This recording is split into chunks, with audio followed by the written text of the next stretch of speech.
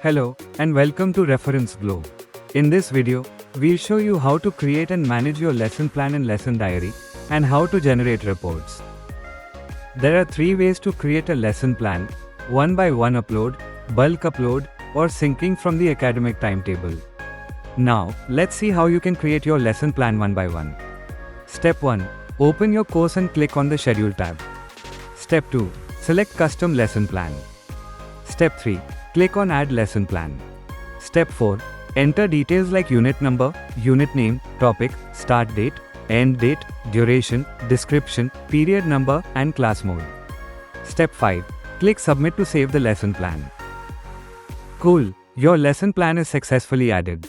Now, let's see how you can bulk upload a lesson plan. Step 1. Go to Custom Lesson Plan and click Bulk Upload of Schedule. Step 2. Download the Excel template. Step 3. Remove the sample data and fill in your lesson plan details. Step 4.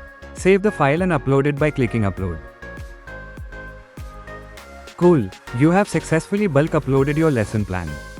Finally, let's see how we can sync the lesson plan from the academic timetable. Step 1. Go to Auto Lesson Plan.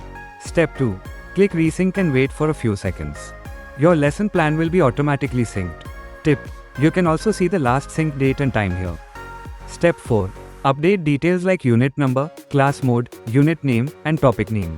Click Save. Your lesson plan is now updated. To print your lesson plan, click on Print Lesson Plan. Your lesson plan will now be printed in your customizable format. That's it. You've learned how to easily create, upload, sync, and manage lesson plans on ReferenceGlobe. Now, let's see how you can update your lesson diary. Step 1. In the same Auto Lesson Plan section, you'll see the Update Lesson Diary button. Click on that. Step 2.